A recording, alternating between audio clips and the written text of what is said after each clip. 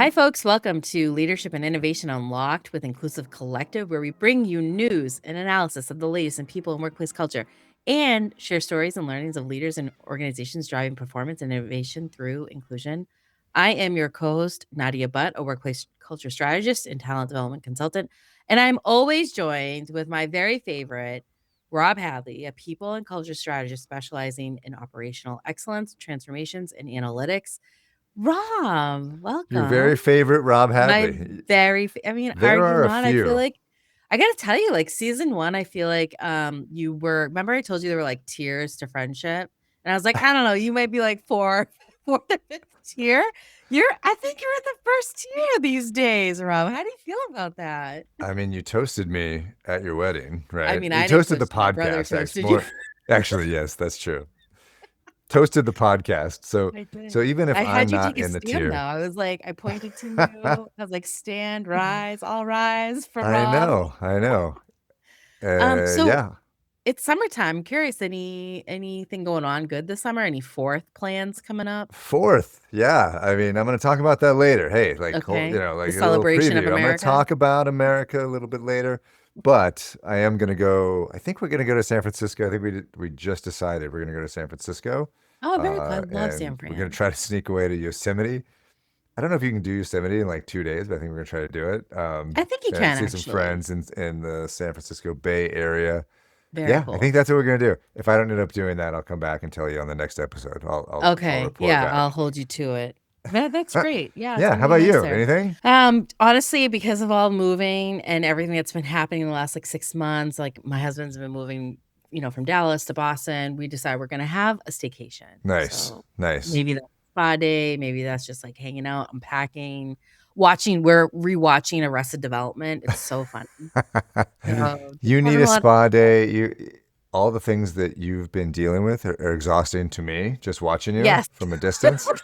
Right. So I wish that For for you. I sure. wish you Okay. a lovely I'm gonna tell him we staycation. need a spa day because we've been doing this to Rob. Yeah, Rob is I tired. need a spa day based on what you've done. Yeah. That's right. Oh man. So what do we got going on this episode here? All right. So today, or I guess this week on Leadership and Innovation Unlocked, we are going to be talking about HB1 visa policy, insurance agents, and AI. That sounds fun. All the fun We things. and also the tech layoffs and boomerang roles. Later, Nadia will rant. I will rave. But Mhm. let's get to the deets. It is Big America 250 edition of the deets, Yeah. right? So what? 250. I Yeah. love it. What do you want to start with, Nadia? What do you got I for want me? to start. I've read this, I've been reading a lot of articles actually about the H-1B visa Yeah. policy. And so let me just kind of break down what's been going on. But basically, there's a lot of changes to the H-1B visa policies that are having kind of ripple effects far beyond the actual like immigration. Mm-hmm. They're impacting now local economies and housing markets, particularly in Texas. And I actually saw this because my husband is from Dallas and is trying to sell his house Mm. and is unable to. But for years, the Indian tech professionals on H-1B visas were a major driver of housing demand and rapidly growing suburbs around Dallas and Austin. And as visa uncertainty has increased, combined with tech sector layoffs, like we know there's major layoffs in the bigger, companies like Meta and Google, et cetera, there's fewer Indian professionals that are purchasing homes, and some current homeowners are considering leaving the US altogether. Mm. And then this particular article I was reading was saying how like builders and real estate professionals report a significant decline in demand from this buyer segment, contributing to falling home prices in some communities. So, it just raises a bunch of different questions for me, like whether the immigration policy should be viewed solely through the lens of labor markets or whether policymakers should also, consider those downstream effects on the local economies or housing, even innovation, right? Mm. And community development. So just wanted to get your thoughts on not just that particular article I sent you, but just in general, like the H-1B visa policy and kind of changes. Yeah, I think that blew my mind, Nadia. 9% drop in housing prices in these counties. Yeah. You asked, should people be thinking about this? a 9% drop in these counties, people will start thinking about it pretty quickly, right? Like that's, Yeah. I was thinking about what that might mean for counties here in Utah that are heavily tech dependent and probably have a Yeah. lot of folks using the HB1 status. That's enough to really slow a local economy. Yeah. I do think, and I think there's a broader question. I do think there's some truth to the argument that the HB1 program has been misused by American companies. Mhm. Um, but this falls to me under the category of the biggest impediment to real immigration reform in the Mhm. US is the Republican Party, right? Like they do not Yeah. want a rational, humane, logical policy, which could be implemented Mhm. tomorrow. All other countries do this, and it's not a big deal. It's not a Yep. problem Sure. because they've dined on the politics of immigration for at least as long as I can remember. So at least the last 25 years, it's been their ace in the hole. It's the way they win elections. And so they don't want to solve this particular problem. But Mhm. people, even in a place like deep red Texas, might start to pay attention if home prices are going down. That's a pretty significant It issue. is significant, and, I mean, we're experiencing this in general because my husband's selling his home, and, like, Yeah. there's a lot of homes, and his neighborhood is so newly developed. There is a lot of, South Asian folks that live in the community trying to also sell their homes. God knows what impacts have been made on their jobs, but, it's a really interesting thing, I think, to keep an eye on and just discuss because have been a lot of layoffs in the recent, 2 to 3 years, and I think even more, right? We're gonna probably talk about one later on in this Hey, episode. But it's been really interesting just to keep, to just to see as we, are considering the economic infrastructure of different communities and community development, like, what's the trade-off? So just something to keep an eye on. yeah, yeah, no, I'm fascinated. That is a huge number, right? So yeah, and of course we're going to talk about all kinds of. We talk about layoffs every week these days. It seems like. Every week. Um, I so know. let's talk about, I guess, not quite layoffs, right? So State Farm Mhm. CEO made an announcement recently. The company's more than 19,000 U.S. agents are going to have to agree to cost-cutting measures adapted to the digital era, from moving their desks to larger offices, consolidated offices. You know how painful that can be. To giving up Mhm. some health benefits, but mainly the contracts that they're proposing introduce commission structures that could cut agent earnings by up to 40%. I honestly Wow. don't know where to begin. It's insurance, Nadia. So I've got a lot of thoughts on this, You got a but I'll let you. lot of thoughts. I mean, I thought this was interesting, right? They said, like, when I think when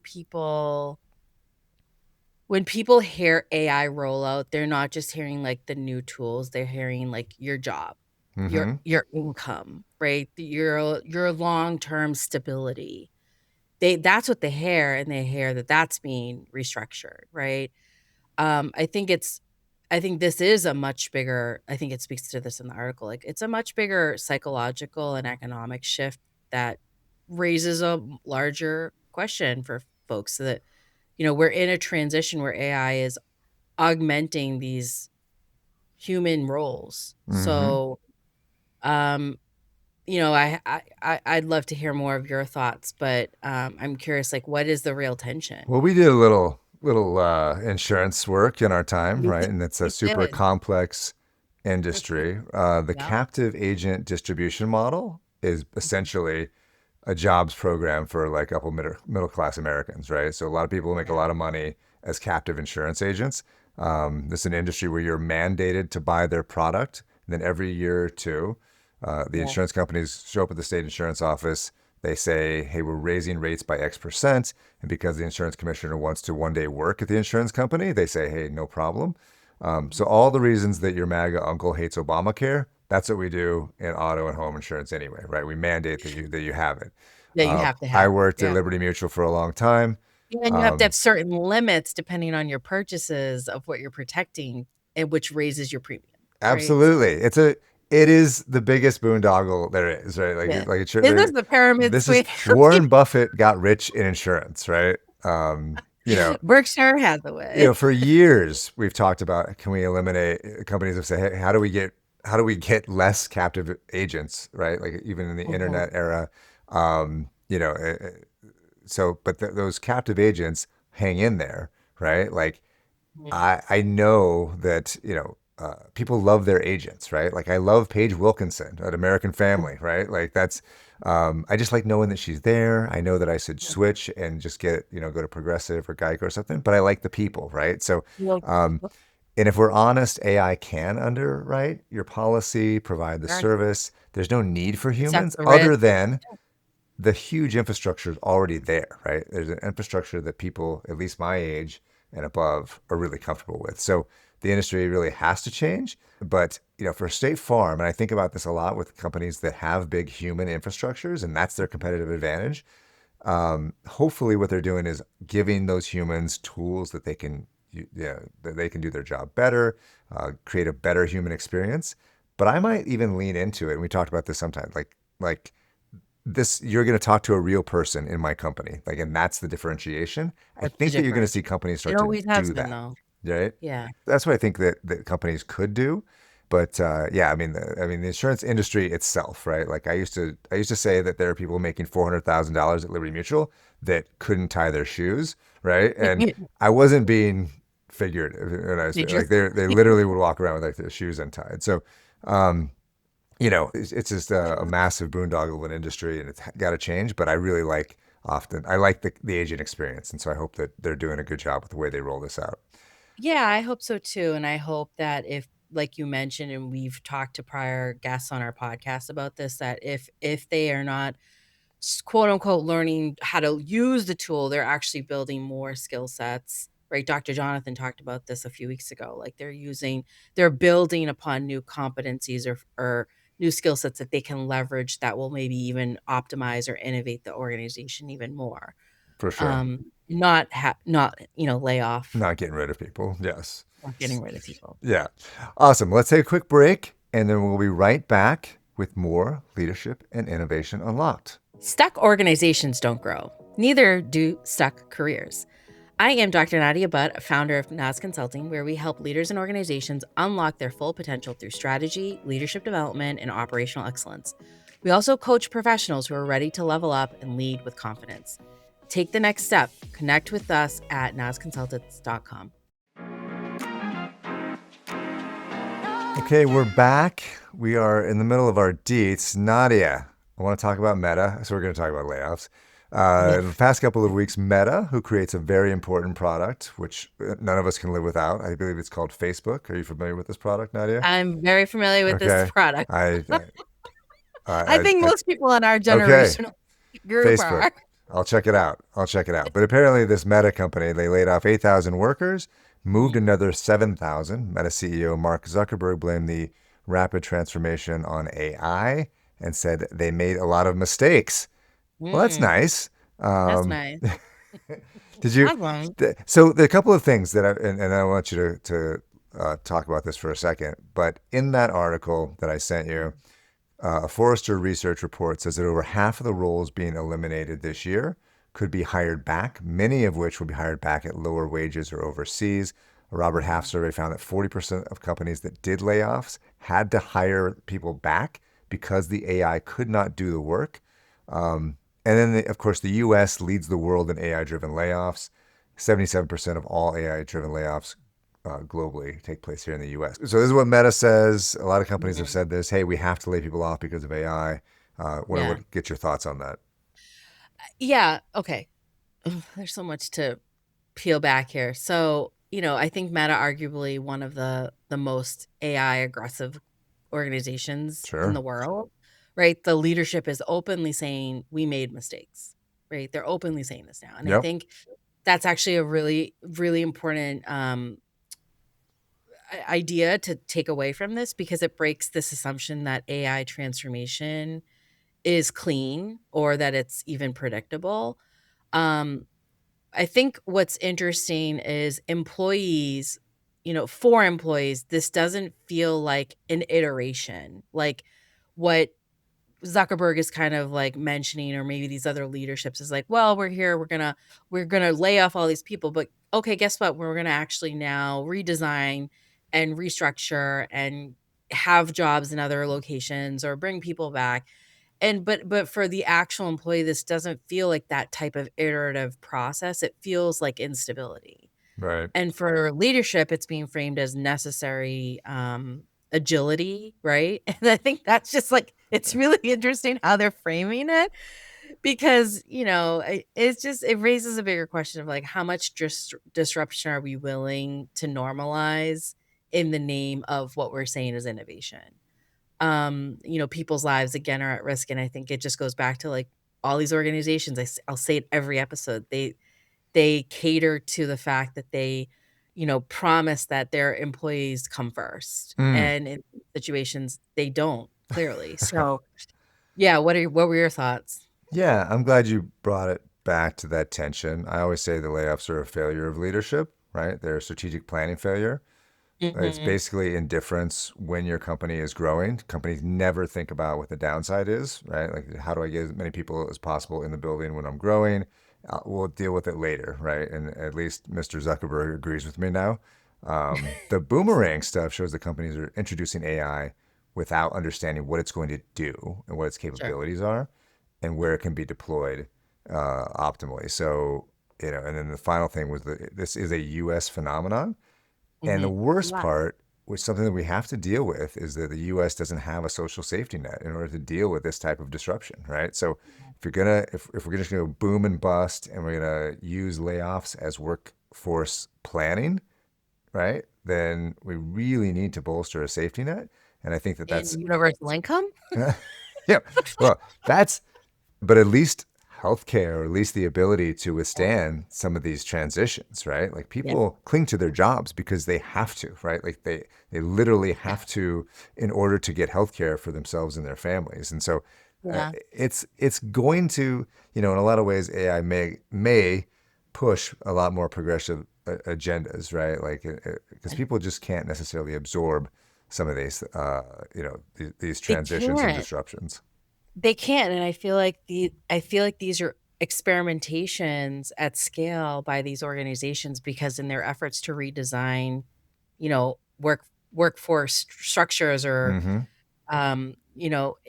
in real time with while technology itself is still evolving. This speaks to the point that like even managers who are having to do the layoffs, not Mm-hmm. not even Yeah. these executive leaders, like the senior managers, the middle managers, the frontline managers are having to tell their employees, you no longer have a role here at this organization. We no longer have space for you, and they're normalizing that, and Yeah. then they're having to come back because again the experimentation of this whatever AI is supposed to solve for in your organization isn't necessarily working, and so they're getting rid of all these employees without an actual strategy of what the impact will be. Right. um, and again causing and I think again they're just playing with these real people's jobs, these teams, and these careers that are attached to it. Right. Right. Something. So Well, not yeah, it's like that's our show. It's like we do AI, we do layoffs, and I like, know. AI yeah, and layoff yeah. That's folks. that's the That's show. it. All right. Anyways, that's it for the deets this week, but we'll be right back with rants and raves. Hey, it's Rob here, taking a quick break to tell you once again about my weekly webinar series, Trust by Design, which I co-host with a partner Ray every freaking week on Wednesday. Aparna and I give a 30-minute talk for HR leaders on a specific trust, equity, or management problem facing small and mid-sized organizations. So join us in the coming weeks. Go to trustbydesign.co to learn more. Hope to see you there. Welcome back, folks. Rob, we like to wrap things up here with something we call rants and raves. Yeah, I think I'm first with the rant this you're week, gonna which you're is gonna something I'm rant. I liking. like when you Usually rant. you're the one ranting. I know. Mine's kind of short. Basically, I read a few articles, but the idea of this proposed initiative, Trump accounts, which Mm-hmm. are investment style accounts for children that combine elements of public policy and private sector funding. They're supposed to highlight involvement from major business figures, one including Michael Dell. This raises questions about how closely corporate philanthropy and government policy are becoming intertwined, especially when large scale public programs overlap with companies that also hold significant government contracts and influence. Right. Right. Just feeling uncomfortable about it. Just gives me what the younger kids call the ick, you know? Haven't you? I think I was reading this article and I was thinking it must be the worst job in the world to be one of these ethic roles, right? Oh, Within yeah. government, like a reporter calls you every day, basically, and says, To "Hey, be what do like, you think "What's about happening?" this?" And you're Yeah. like, "Well, it's really corrupt." He's Like, really corrupt. yeah, And end of it's a statement. lot of red Yeah. flags there. Yeah, you could. Water. Yeah, You're yeah. right. Must be difficult these days. They must be exhausted as well. Send these ethics folks to a spa day as well. Oh my gosh. They should join me on my staycation.